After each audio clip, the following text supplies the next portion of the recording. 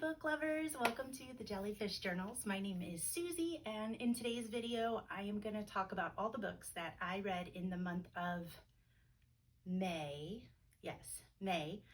I had already recorded this and then kind of had a moment where I was like, I'm not doing book review videos anymore, and deleted it. And that was kind of stupid because it takes a little while for me to first get the courage to do these, second to sit down and do them, third to find a time when there's nobody else in the house because I feel very awkward, and also to just kind of be ready to talk about all of them and try to remember what I read and what I thought about them. And as soon as I regretted doing the video, I realized I'm really not done doing these yet. I think I'll know when I'm done doing these videos because I just won't want to do them, but I love talking about books. So I'm going to change things up again. I'm still trying to figure out a format that I like, that's easier for me, that I think makes sense. I'm also trying to find a way to shorten these a little bit because I get chatty, clearly. So hang in there. Leave a comment down below. Tell me if you like this format. Tell me if you, leave a comment below. Let me know if you like the changes. Let me know if you like how this video went, if this was a little easier to follow.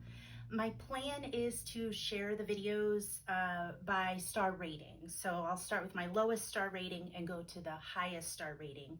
I did hear some feedback that some people liked the chart at the end that I put in there that showed the star ratings that kind of covered all these books, or not these, but the ones I did in the last video.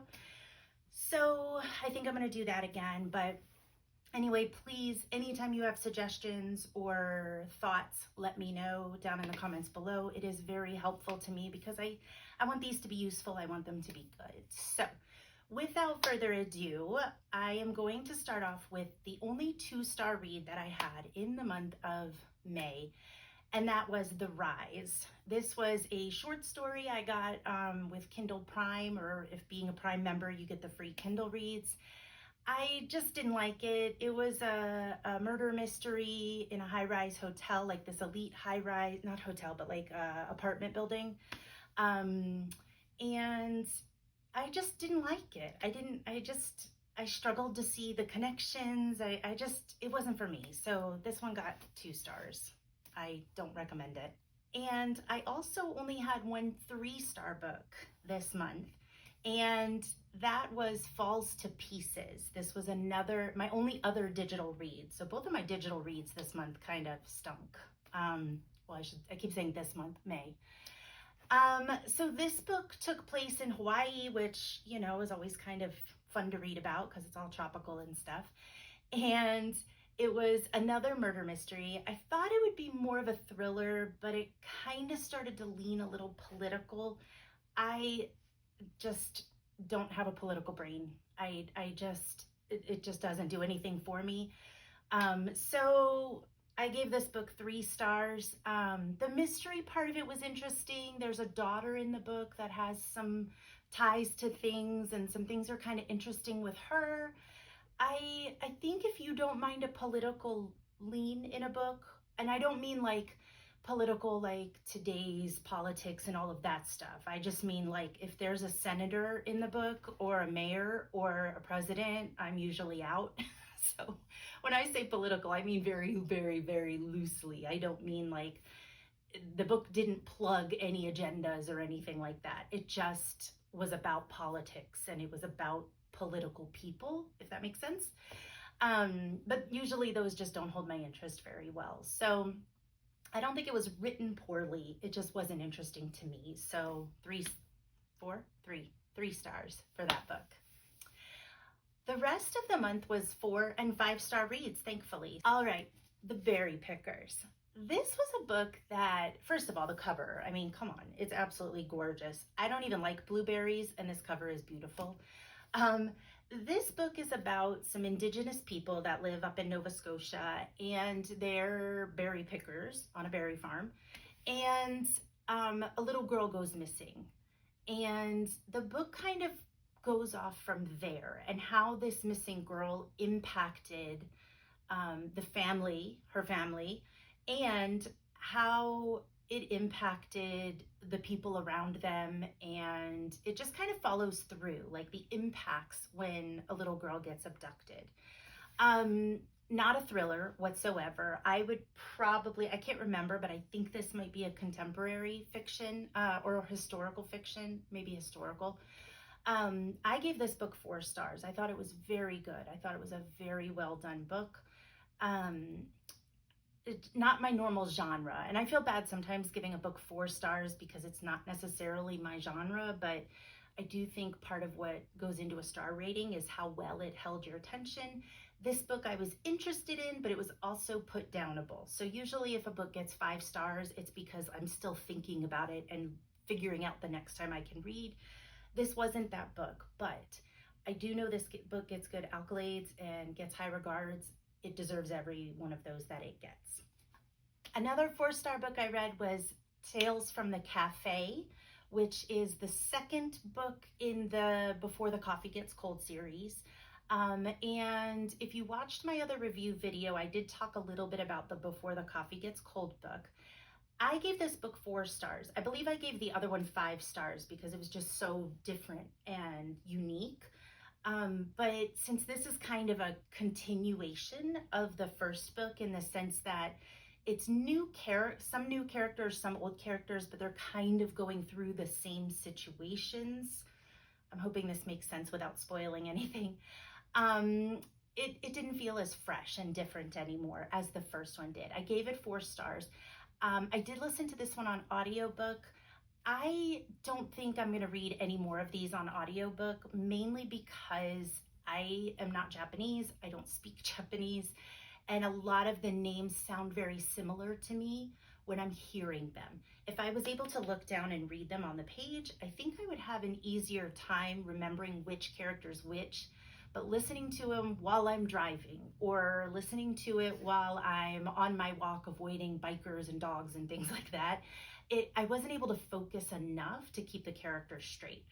I think it's a phenomenal series. I do plan to finish the series. I also realized reading them back to back just wasn't for me because it was too much of the same thing. So I think it's definitely a perfect book for maybe a road trip, or if you're going on a cruise or a vacation of some sort, or whatever, just a quick book to pick up and just soak into, and it's quality, but they're very short. So highly recommend. 4 stars, Tales from the Cafe. Another 4-star book that I read in May was The Clockmaker's Daughter. Now, full disclosure, I bought this book at a used bookstore because, I mean, come on, the cover is gorgeous. It's beautiful. I am a spine girly. I am all about the spine. I know some people love their sprayed edges. Some, whatever. Some people love the fancy covers. I am a spine girl. And this was on the bookshelf at the used bookstore, just like this. And it's just gorgeous. Like there's gold and there's leaves. But anyway, you're not here to find out about spines of books. You're here to find out about the story. So this story was a little odd. I'd started seeing things about the author Kate Morton, and I'd started seeing things about The Clockmaker's Daughter just kind of scattered around here and there. So I definitely don't buy books just because of the cover or the spine. I always read the inside, and there's been a lot of gorgeous books I put down because I'm like, nope, not for me. This was one I thought sounded interesting. So there's this house, and this horrible thing happens in this house. And then that's kind of how the book kicks off. And then as you go through the story, you get to know these characters a little bit better. And as you go through the story, and it's not short, I wouldn't call it a chonker, but it's not short. And as you go through the story, you see how these characters are all connected to the house and what happened. And that may be giving kind of thriller vibes. I would not call it a thriller at all. I don't even know if I'd call it a mystery. I think I would call it a historical fiction. I think it was really well written. It just, again, it wasn't one of those books where I was like, what happens next? And so I thought it was quality, very well written, gave it 4 stars, but I couldn't give it that 5th star because it wasn't sucking me in the way a 5-star book has to. But if you're into historical fiction and kind of like those timepiece stories where the time or the era dictates the way people interact with each other and the way people handle situations, this would totally be for you. I think this was really good for that kind of story. And the last 4-star book that I read this month was The Crescent Moon Tea Room. This was another audiobook. And this one is about these 3 sisters who own a tea house, and they read tea leaves for people. And people come in and ask them questions, and they read their tea leaves and such. And then these sisters are presented with a challenge from, I don't remember if it's like the witch head people, I want to say the Voltari or whatever, but it's not the Voltari. That's what comes to mind from Twilight. But like the head witch people, the people in charge of all like the magical stuff. And so these sisters are presented with this challenge, and as they kind of work together to, I guess, be successful in the challenge, they realize that they have different viewpoints on things. I'm trying to think of how to say this without spoiling anything.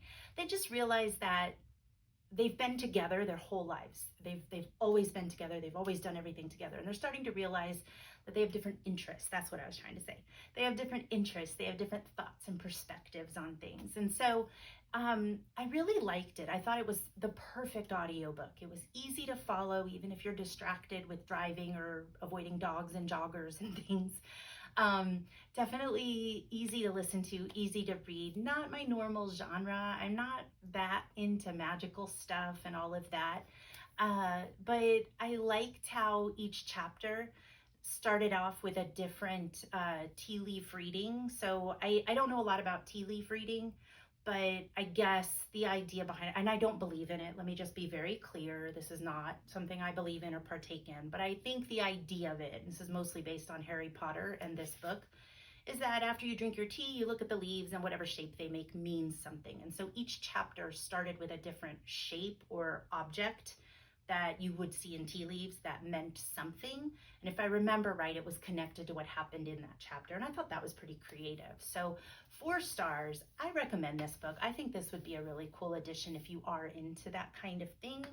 I also think it'd be a good read if you need a good audiobook. I thought it was narrated very well, easy to listen to, easy to follow along. And I goofed. I had one more 4-star read, and that is The Handmaid's Tale. I had been dying to read this for a long time, actually. And I have seen the show. My best friend loved the show. I think we've both kind of agreed that it dragged on a little bit too much. The entire first season is just this book. So kind of everything that comes after that is not a part of this book at all. I know there's a second book to this. I think it's called The Testaments. I do plan to read that eventually. I don't know if that correlates with season 2 of the show. I have no idea. I'm just putting that out there. I will say, I know a lot of people, my mom is one of them, that loves to read the book before she watches the show or sees the movie or whatever. However, this book is written in a very interesting way. It's all written from the perspective of the main character, and it gets into a lot of her thoughts. And I know that might seem like no duh if it's written from her perspective, but I guess what I mean is there are long bits of the story where she is processing things or describing things. That's probably a better way to say it. And I don't mind that in a book, but as somebody with a very short attention span, sometimes that gets a little difficult for me to read. So having seen the show, I think really helped because I was able to visually connect it with something that I'd already watched and that I'd already felt, if that makes sense. So instead of kind of being like, oh my goodness, she's going on and this is getting boring and when is something going to happen, I was able to kind of place it where it fell in season 1 of the show, if that makes sense. And that kind of helped me stay interested in the book. Honestly, I might have only I think I still would have given it 4 stars because it is different. I love a book that is just unique and different. And I know you might be sitting there thinking, yeah, but Susie, you love thrillers and they're all about the same. That's true. But the thrillers I give 5 stars to are usually only the ones that have a different kind of plot or that totally surprise me and throw me off guard. And so this book, totally different kind of plot. I recommend reading it, honestly, even if you've seen the show. I think this is a good read. Again, I'm gonna hopefully get the second one at some point and read that one as well. I'm just kind of curious where things go after. I only know about those two. I don't think there's a third one. So I'm kind of curious if the second book wraps it all up, whereas I think the show has kind of gone on a long time. Not hating on the show, I just, again, short attention span. If it's not really going anywhere, I kind of lose it. So 4 stars for The Handmaid's Tale. And yeah, I think this was my only classic this month, so not a bad read. All right, on to my 5-star reads. So I had a bunch of 5-star reads in the month of May, and I am going to start off with Snowflower and the Secret Fan. So if you've watched my channel, if you've seen any of my reading journal videos, you know I love Lisa C. I think she's phenomenal. This book was no exception. 5 stars totally. She writes about how these women in China developed their own secret language, and they called it a woman's language. So the men didn't really know how to read it. They didn't know what these women were saying. And these 2 girls that it had been decided would be, the only way I can think to say it is soulmates, but not in love, like best friend soulmates. And these 2 girls, it was decided that they would become best friends. Their families agreed to it. They had their feet bound together, like at the same time. That didn't come out right. But each girl had her feet. Oh my word, why is this so tricky for me? They both went through their foot bindings at the same time to further bond them. There we go. And they live in different places. And so one of the ways that they communicate with each other is on this fan, and they would write little messages to each other in this women's language on this fan. It is not a very long book at all. It didn't take me very long to get through it. I am fascinated by Asian cultures. I don't know why. I don't know what it is. But a lot of Lisa C's pretty much, I would say most of her books are about Chinese culture. I'm reading a book right now that you'll hear about probably in 5 months when I finally do that video, called White Mulberry, and that's about Japanese and Korean cultures. And there's just, I think their mannerisms, the way they interact with each other is just so different than it is in America, where I clearly have grown up. And I just think that reading about it is kind of eye-opening, even if it's about things that aren't current customs or current practices in those cultures. So I highly, highly recommend anything by Lisa C. But if you're looking for a book to try her out, this would probably be up near the top of the list. With my hands shaking, can you tell I'm getting old? But this would probably be at the top of the list. It's not very long, so it would be a really great way for you to kind of just jump in and say, do I like this author's writing style? Do I like the things she writes about? I think I would highly recommend this one to be on that list. Another 5-star book I read was Those Other Women. This was an audiobook that I listened to, and wow, I just thought this book was funny. I thought it was smart. I thought it was relatable. It is about, I guess if you're on social media at all, or have ever been in media, especially if you're a youngish mom. I'm 45, so I would say my age or younger, probably, or about my age or younger, you have probably been in an online mommy group at some point if you have kids, or you've heard about an online mommy group. Well, Those Other Women is about how there's women out there who know they don't want to have kids. They've decided they don't want to have children. They're okay with that, but they're kind of tired of the world telling them that they're going to regret it or that they might change their mind and things like that. So because they feel excluded by all these online mommy groups, they decide that they're going to create a non-mommy group. I don't know what they call it in the book. And throughout the story, these two mommy group, or the mommy group and the non-mommy group, end up having kind of this online and out in the world battle. This book takes place, I believe, in Australia. It might have been New Zealand, but somewhere over there. And I just thought it was perfectly done. As a mom, I felt very heard and related to from the mommy group perspective of things, which, funny enough, that's how I met my best friend, was online in a mommy group. Even though I lived in Florida and she lived in South Carolina, so true story. But I also really could see the perspective of the group of moms that had no interest in having kids. And I have a few friends like that who are confident. They don't want kids. They're okay with that. And they get kind of tired of feeling like they're supposed to be valued. And so I was worried for a while about this book. I wasn't quite sure how the author was going to validate both sides of this argument.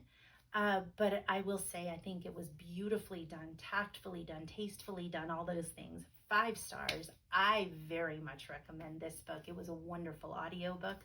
I'm sure it's great in print, but audiobook, it was perfect. And not to be confused with the last book, Those Other Women, I also read this book called The Other Woman. And this was kind of, like I was saying, your typical thriller. There's a woman who's getting married to this guy and his mom's not happy with it. And so all these things go down in the story between the fiance, the wife to be, and the mother-in-law to be. What I will say though is this book earned 5 stars because of the twist. That's about all I'm gonna say, but as somebody who reads a lot of these, and as somebody who grew up watching Alfred Hitchcock and Murder, She Wrote and Perry Mason and Matlock and, all Criminal Minds and all those things, like as I've watched all these things, if you're a thriller fan, then you know what I mean. You kind of can see things coming, or you expect the unexpected. I don't think I said that right. This was amazing. I read it. I, for whatever reason, didn't see it coming. I gave this 5 stars.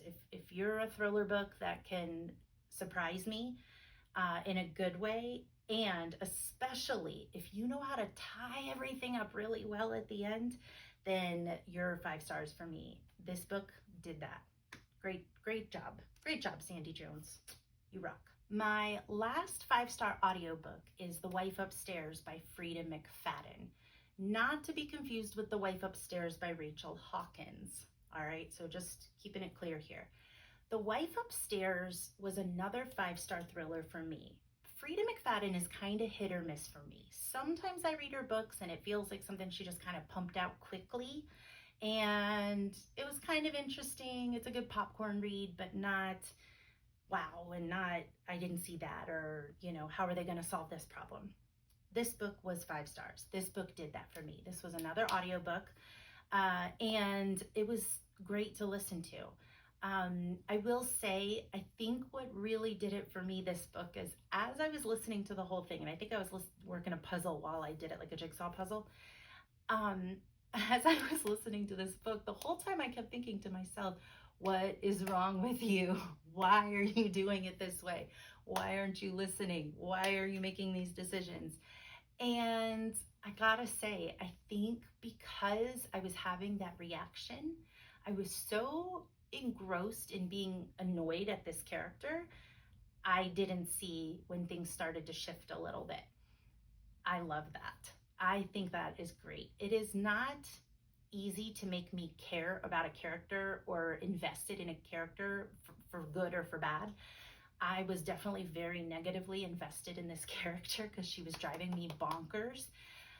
And I love that. I love that that book made me feel so strongly that way. I don't actually own this one. I own a lot of Frida McFadden books. I will be hunting this one down because I could see myself rereading this to see if I still feel the same way the second time around. This was an audiobook.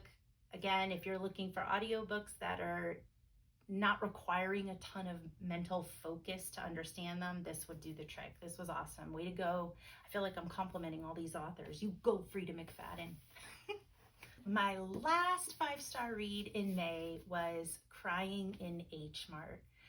This was, I think, the only memoir that I read this month, and I think it was a little different than other memoirs I've read. So this one wasn't so much about abuse or something horrible that happened to this character. Person. She's not a character. She's real. It's a memoir. This one was kind of about the girl, the author, Michelle Zahner. She is kind of reflecting on her life. So after her mom passes away. And the way she does that is through cooking these traditional Korean meals that her mom used to make. And it's called Crying in H Mart because H Mart is the store that they go to where they can buy all these ingredients for these Korean dishes. And sometimes when she's there, she gets overwhelmed and cries. And I'm pretty sure that's all in like the first few pages of the story. I gave this 5 stars. I am not a foodie. I really didn't care about all the food stuff. To be honest, I skimmed a lot of they're not really recipes, but the steps she takes to make these things. What I really loved is her reflections. The way that after her mom passed, she was able to kind of step back and analyze, why was my mom the way she was? And I know this about my mom to be true. So how did that truth about my mom apply in this situation?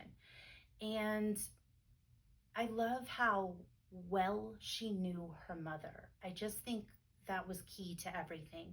So even though she knew her mother very well, as she grew, she knew her mom's history, she knew all this stuff about her mom, she didn't always understand her mom. And I think those are very different things. I don't think she truly understood her mother until after her mother passed, regrettably.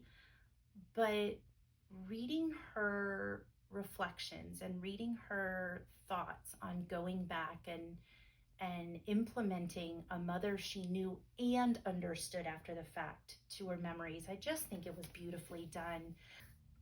I definitely want my daughters, I guess, to be able to go back and say, I know my mom, I understand her, this is why she reacted this way, or this is what her motives were in that situation. Anyway, that was a long way to say, wow, I loved this book, loved this memoir, highly recommend. These are the final star ratings for all the books that I read in the month of May.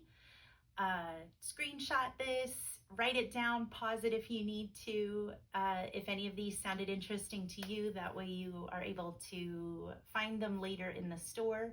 If you're like me, you'll be walking around the store with your phone in your hand with photos of the books that looked good so that you can find them wherever you are.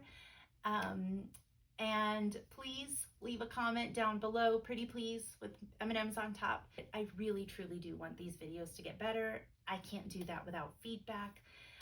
So don't be shy. Let me know what you thought. I hope you have a great day and happy reading.